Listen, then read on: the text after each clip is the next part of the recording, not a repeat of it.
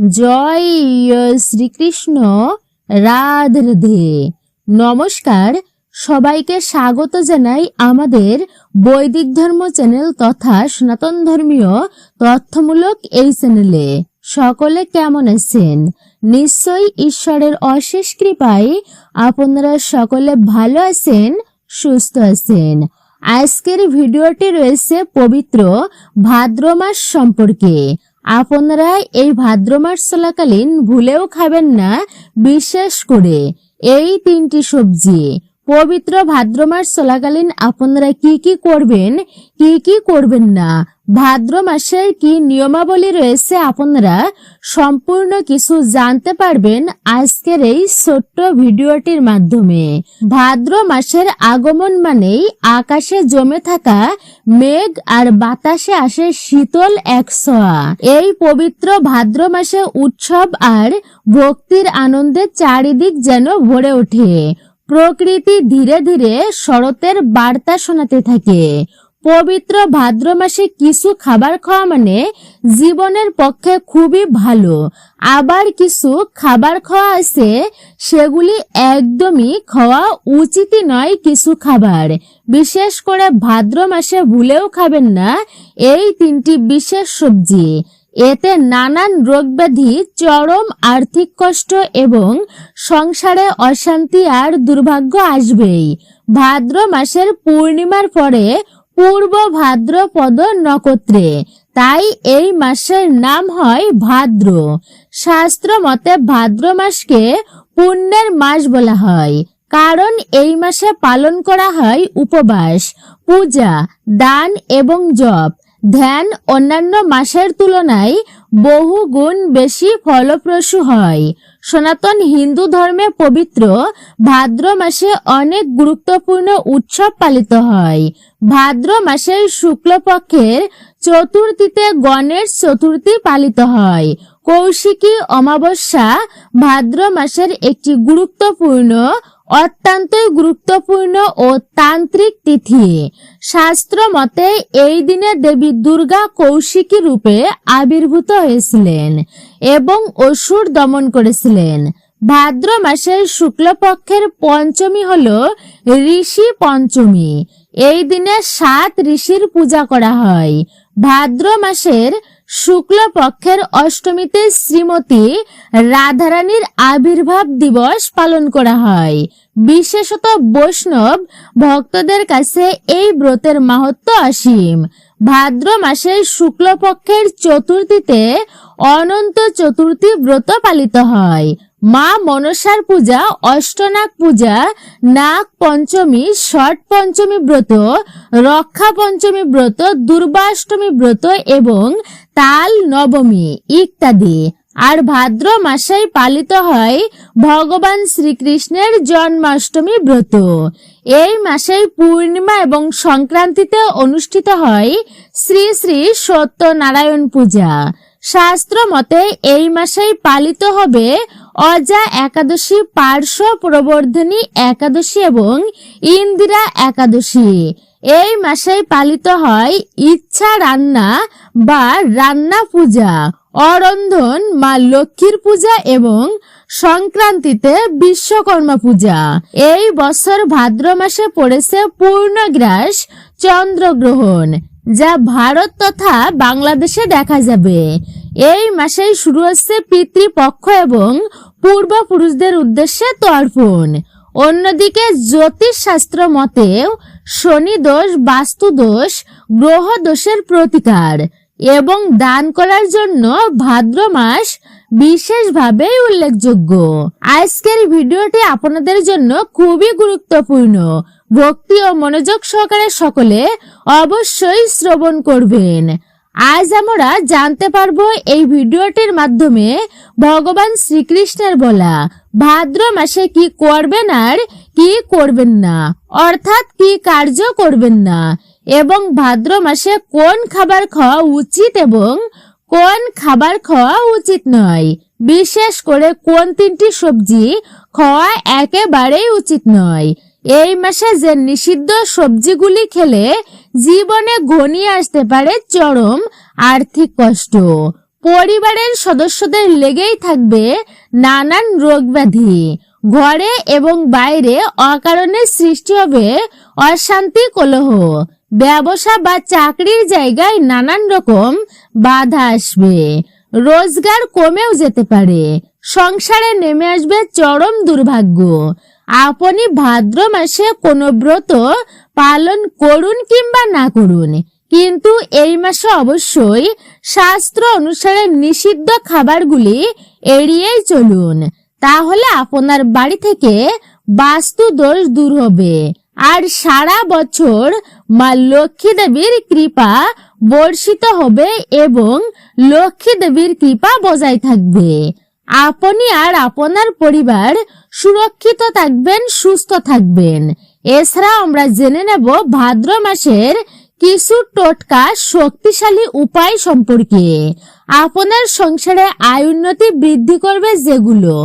ভাদ্র মাসকে গৃহস্থদের অত্যন্তই শুভ বলে গৃহস্থদের জন্য ধরা হয়। এই মাসে দান, বিশেষত অন্ন ও বস্ত্র দান করলে অশেষ পুণ্য লাভ হয়। ভগবান বিষ্ণুর আরাধনা, গীতা পাঠ, ভাগবত পাঠ ও নাম সংকীর্তন করার জন্য ভাদ্র মাসকে শ্রেষ্ঠ কাল হিসাবেই বর্ণনা করা হয়েছে। কৌশিকী অমাবস্যায় উপবাস করে দেবীকে ভক্তি ভরে পূজা করলে সংসারে শান্তি আসে, দারিদ্রতা, অশুভ শক্তি এবং রোগ শোক নাশ হয়। এই তিথিতে দেবীকে অভয়া দানকারী রূপে স্মরণ করা হয়। তাই ভাদ্র মাসের কৌশিকী অমাবস্যাকে বলা হয় শক্তি আরাধনার শ্রেষ্ঠ এক বিশেষ সময়। শাস্ত্রে বলা হয়েছে আদিকালে অসুররা এক সময় দেবতাদের উপর ভীষণ অত্যাচার শুরু করেছিল। তারা স্বর্গ দখল করে নিয়েছিল, যাগ যজ্ঞ বন্ধ করে দিয়েছিল, চারিদিকে ভয় আর অন্ধকার নেমে এসেছিল। দেবতারা তখন ব্রহ্মা, বিষ্ণু আর মহেশ্বরের কাছে গিয়ে বিশেষ প্রার্থনা করলেন। তিনজন তখন তাদের দেহ থেকে তেজ উৎপন্ন করলেন। সেই তেজ থেকে জন্ম নিলেন এক অনন্য রূপসী দেবী। তিনি হচ্ছেন কৌশিকী দুর্গা। দেবতারা তাকে অস্ত্র দান করেছিলেন। শিব দিলেন ত্রিশূল, বিষ্ণু দিলেন চক্র, ইন্দ্র দিলেন বজ্র আর সিংহবাহন। দেবী সিংহে আরোহণ করে এগিয়ে গেলেন অসুর বিনাশে। চণ্ডমুণ্ড, রক্তবীজ, শুম্ভ, নিশুম্ভ সব অসুর দেবীর হাতে ধ্বংস হলো। দেবী ঘোষণা করলেন, যখনই অশুভ শক্তি পৃথিবীতে বেড়ে উঠবে, আমি আবির্ভূত হব অসুর সংহারের জন্য। এই দিনটি স্মরণ করা হয় কৌশিকী অমাবস্যা নামে। শাস্ত্র মতে এই দিন দেবীকে দুর্গা বা কালী রূপে পূজা করলে জীবনের ভয়, দুঃখ ও শত্রুর প্রভাব দূর হয়ে যায় আর শক্তি, সাহস ও অভয় পান ভক্তেরা। অনেকেই এই মাসে শরীর ও মনকে পবিত্র রাখতে শাক সবজি, বিশেষত কিছু নির্দিষ্ট তামসিক সবজি তারা পরিহার করেন। প্রাচীন ঋষিরা জানতেন বর্ষায় পানীয় জল দূষিত হয়, পেটের রোগ বাড়ে এবং অনেক সবজি এই সময়ে সহজেই নষ্ট হয়। তাই ধর্মীয় ব্রত ও শাস্ত্রীয় নিয়মের মাধ্যমে মানুষকে সেই সব খাবার থেকে বিরত রাখা হতো, যা আসলে এক ধরনের প্রাচীন শাস্ত্রবিধি। ভাদ্র মাসের নিষিদ্ধ সবজির মধ্যে প্রথমেই যে সবজিটির কথা আপনাদেরকে বলবো আর তা হচ্ছে লাউ। এই মাসে বাড়িতে কখনোই আপনারা লাউ রান্না করবেন না। পরিবারের কোনো সদস্যই এই মাসে লাউ ঘন্ট বা লাউয়ের তরকারি খাবেন না। আয়ুর্বেদ বলছে ভাদ্র মাসে শরীরে কফ ও পিত্ত দোষ বেড়ে যায়। লাউ ঠান্ডা প্রকৃতির সবজি, যা অতিরিক্ত খেলে দেহে ভারসাম্য নষ্ট পর্যন্ত হতে পারে। তাই এই সময়ে তা এড়িয়েই চলতে বলা হয়েছে। বৈজ্ঞানিক মতে বৃষ্টির সময় লাউয়ের ভেতরে সহজেই ব্যাকটেরিয়া ও ফাঙ্গাস জন্মাতে পারে। ফলে এই সময় লাউ খেলে পেটের অসুখ, বিশেষ করে ডায়রিয়া ও বমি হওয়ার ঝুঁকি বেশি থাকে। অন্যদিকে শাস্ত্র মতে ভাদ্র মাসে লাউ খেলে বাড়িতে রোগ ব্যাধি লেগেই থাকবে।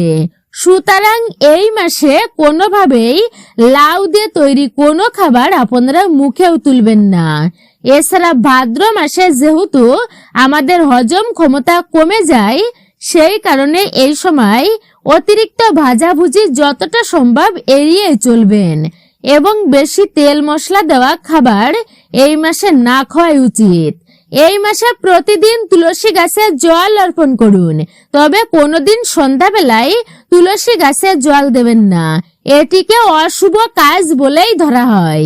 এই পবিত্র ভাদ্র মাসে গঙ্গায় বা কোনো পবিত্র নদীতে স্নান করা অত্যন্তই পুণ্য ফলদায়ী। এই মাসের দ্বিতীয় নিষিদ্ধ খাবারটি হচ্ছে পালন শাক। বৈজ্ঞানিক মতে ভাদ্র মাসে পালন শাক খেলে পেটের সমস্যা দেখা দিতে পারে। শাস্ত্র মতে এই মাসে পালন শাক খেলে শরীরের উপর নেগেটিভ প্রভাব পড়ে। সুতরাং এই ভাদ্র মাসে পালন শাকের তরকারি খাওয়া যতটা সম্ভব আপনারা অবশ্যই এড়িয়ে চলুন। ভাদ্র মাসের বিভিন্ন ব্রত পালনের সময় খাবারে ফল, মূল, দই, শ্যামা চাউলের পায়েস, আলুর তরকারি কিংবা সিঙ্গাড়ার আটা বা পানি ফলের আটার তৈরি লুচি বা পরোটা বা কিছু ক্ষেত্রে সাবুদানা বা সাবুদানার কিছু খাওয়া অর্থাৎ এমন ধরনের খাবার খাওয়া যেতে পারে। তবে উপবাসের সময় রান্নায় সাধারণ লবণের পরিবর্তে সন্দক লবণ বা সরিষার তেলের পরিবর্তে ঘি ব্যবহার করবেন। আসুন এইবার আমরা জেনে নেব ভাদ্র মাসের অতি প্রাচীন ও শক্তিশালী উপায় সম্পর্কে। এগুলো আপনার সংসারের আয় উন্নতি বৃদ্ধির জন্য অত্যন্তই ফলপ্রদ। প্রথমত উপায়টি হলো ভাদ্র মাসে অমাবস্যার দিন দেবী দুর্গার মন্দিরে বা বাড়িতে ঘিয়ের প্রদীপ জ্বালিয়ে মাকে লাল সিঁদুর ও লাল ফুল নিবেদন করুন। এতে শত্রু দূর হয় ও সাহস বৃদ্ধি পায়। এই রাতে কালী বা দুর্গার নাম জপ করলে ভয় ও অশুভ শক্তি নষ্ট হয়। দ্বিতীয় উপায়টি হলো এই মাসে গণেশ চতুর্থী ভগবান গণপতির সামনে সিদ্ধিদাতা গণপতির সামনে 21টি দুর্বাঘাস ও 21টি লাড্ডু নিবেদন করলে ধন সম্পদ ও সৌভাগ্যের পথ খুলে যায়। এই দিন গরিব মানুষ বা শ্রমিককে খাবার দান করলে অর্থাৎ ভিখারি বা অসহায় ব্যক্তিকে খাবার দান করলে কর্মজীবনেও উন্নতি হয়, ভগবান আপনার প্রতি প্রসন্ন হবেন। তৃতীয়ত উপায়টি হচ্ছে রাধা অষ্টমীর দিনে রাধারানীকে লাল ফুল, মিষ্টি ও ফল নিবেদন করলে প্রেম ও ভক্তির বন্ধন আরো দৃঢ় হয়। এই দিন দম্পতিরা একসাথে পূজা করলে সংসারে অটুট সুখ শান্তি বজায় থাকে। এইবার আপনারা জানবেন চতুর্থ উপায়টির কথা। ভাদ্র মাসে যেহেতু ঋষি পঞ্চমী রয়েছে, আর ঋষি পঞ্চমীতে 7 জন ঋষির পূজা করে নারীরা নদী বা পুকুরে স্নান করে অর্ঘ্য দিলে সংসারের দুঃখ, দুর্দশা, দারিদ্রতা দূরীভূত হয়। এই দিন কোনো কাঁচা সবজি খাওয়া একেবারেই যাবে না। পঞ্চম উপায়টি হলো এই মাসে অনন্ত চতুর্দশীতে অনন্ত দেবের কুমকুম ও ফুল দিয়ে পূজা করলে অর্থ লাভ হয়। এই দিন লাল সুতো হাতে বাঁধলে গৃহে শান্তি বজায় থাকে। ভাদ্র মাসে টোটকা মানে শুধু কোনো অলৌকিক উপায়ই নয়, এগুলো আসলেই ভক্তি, দান, শুদ্ধতা ও ইতিবাচক শক্তির অনুশীলন, যা মানলে জীবনে শান্তি ও কল্যাণ আসে। আচ্ছা, এইবার আপনারা জেনে নিন ভাদ্র মাসের তৃতীয় নিষিদ্ধ সবজিটির কথা। এটি হচ্ছে মূলা। এই মাসে মূলা আপনারা বিশেষ করে মূলার কোনো তরকারি আপনারা খাবেন না। এই মাসে বেশি পরিমাণে মূলা খেলে নানান সমস্যা দেখা দিতে পারে, তাই শাস্ত্রে ভাদ্র মাসে মূলা খেতে নিষিদ্ধ রয়েছে। এছাড়া ভগবান কৃষ্ণ, ভগবান নারায়ণ এবং মা লক্ষ্মীর এই পবিত্র মাসে কোন প্রকার নেশা জাতীয় খাবার আপনারা ভুলেও মুখে তুলবেন না। ভাদ্র মাসে আপনারা বেগুন খাবেন না, এটি খেলে অশুভ গ্রহের দোষ লাগে। আর বেগুন কোনো শুভ কার্যে অর্থাৎ ধর্মীয় কার্যে ব্যবহার করা হয় না। এই বিশেষ করে এই সবজিটি। যদি আপনারা পারেন তবে তেতো জাতীয় খাবারও এড়িয়ে চলবেন এই পবিত্র ভাদ্র মাসে, ভগবান শ্রীকৃষ্ণ ও শ্রীমতী রাধারানীর আবির্ভাবের মাসে। এড়িয়েই চলবেন এই সমস্ত খাবারগুলি এবং এই সমস্ত কার্যগুলি করবেন না। ভুলেও ক্ষৌরকর্ম করবেন না পবিত্র ভাদ্র মাসে। আপনারা অবশ্যই মনে রাখবেন, চুল দাড়ি নখ কাটবেন না, কোনো বৃক্ষ আদি কাটবেন না, পশু পাখিকে আঘাত করবেন না। অবশ্যই নিয়ম মেনে ভাদ্র মাসটি অতিবাহিত করবেন। মূলত এটাই ছিল বৈদিক ধর্ম চ্যানেলের আজকের ভিডিওটি আশা করছি আপনাদের কাছে সামান্য উপকারে হলেও আপনাদের লাগবে এবং নিশ্চয়ই ভালোই লেগেছে আপনাদের। আপনারা অবশ্যই চ্যানেলটি সাবস্ক্রাইব করবেন আমি আশা রাখছি। পাশে থাকা নোটিফিকেশন বেল আইকনটি অল করে দিবেন। একজন সনাতনী বোনকে আপনারা সাপোর্ট করবেন। সকলে ভালো থাকুন, সুস্থ থাকুন আর আমাদের ভিডিও দেখতে থাকুন। জয় শ্রীকৃষ্ণ, রাধে রাধে। ভিডিওটি সম্পূর্ণ দেখার জন্য আপনাকে অসংখ্য ধন্যবাদ।